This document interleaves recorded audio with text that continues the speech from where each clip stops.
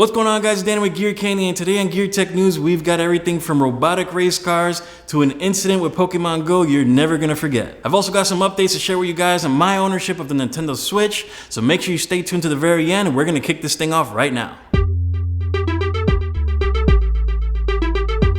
For whatever reason, the company Gresso has decided to make a titanium metal version of the Nokia 3310. Now they're calling it the Gresso 3310, and the real bit of news here is the price. The price of this phone is gonna be $3,000. Is this for real? $3,000 for a reboot of a reboot, basically. So $3,000 for a phone that's gonna be selling for 40 bucks. I'm not sure who's gonna buy this phone. If you've ever seen the episode from Pootie Tang on the Dave Chappelle show, we've got this one skit where you've got these people that just do dumb things. Who in their right mind is gonna pay $3,000 for a phone that's being sold for 40 bucks? I have no idea. They're only gonna release a certain amount of them. I think it's 3,310 or 100 of them, I'm not sure. In any case, it's $3,000. If you're a phone collector, perhaps this will be a good piece for you to look at, but I personally will not be paying $3,000 for a Nokia 3310.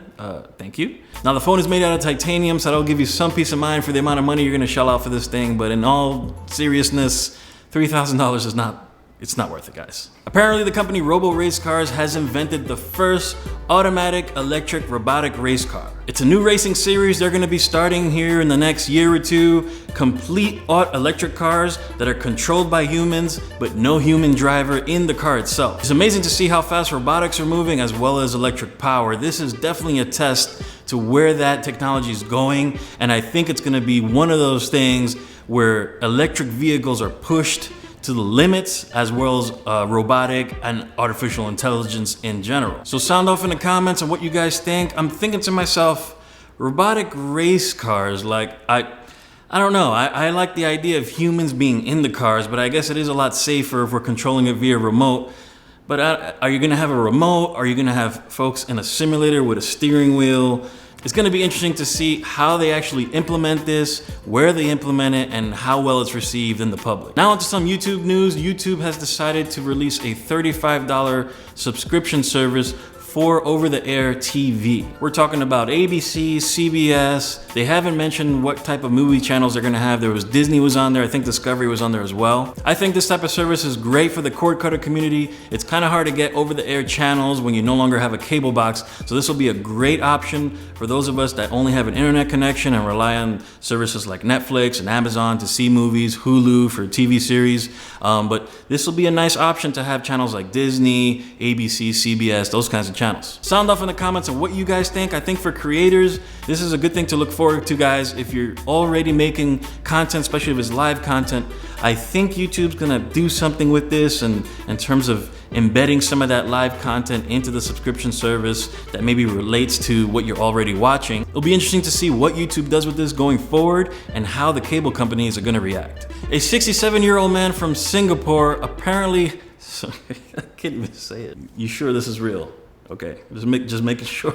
A 67-year-old Singapore man has suffered a fatal heart attack after catching one of the most rare Pokemons in Pokemon Go. Apparently the dude had a special place he would go to right off the river somewhere in Singapore, and a Lapras popped up on his screen, to which he chased down, he caught the thing, and after he catches it, he celebrates and he dies. Now I don't know about you guys, but if I'm gonna go out, I'd rather go out catching a freaking Lapras. I mean, come on. It's a Lapras.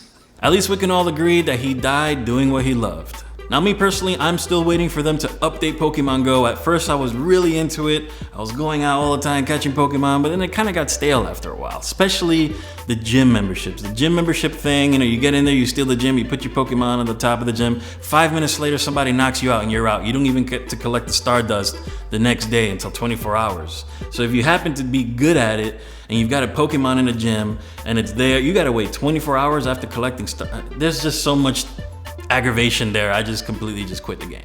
Now I will say this, I am waiting for them to update the game, fix the gym situation, let us trade Pokemon, let us friendly battle, and I'm back in 100%. So a quick update on my Nintendo Switch experience. So far, it is an absolute go, guys. Me and my son have been playing this thing non-stop. Now, to be fair, I'm judging this thing based on Zelda, which almost every video game outfit has rave reviews about it. IGN gave the thing a 10. So in all honesty, had they released Zelda on probably just the Wii U, it still would have done good, and they do have it on the Wii U, and I'm sure it's still as good on the Wii U. So to take Zelda completely out of the picture, I purchased this game. This is 1-2 Switch. There's a slew of mini games on here that allow you to use the Joy-Cons for various short games, and it's kind of a demo piece, but it gives you a good idea of what's Nintendo's vision with the Joy-Cons and the Switch going forward. So more to come on the 1-2 Switch and a lot of the Switch content in general. I'll keep you guys updated on what I'm thinking about it as the weeks go by, but so far, at this very moment, I've had it for about 4 or 5 days now, and I can definitely tell you from a mobile gaming standpoint, there's nothing that'll touch it.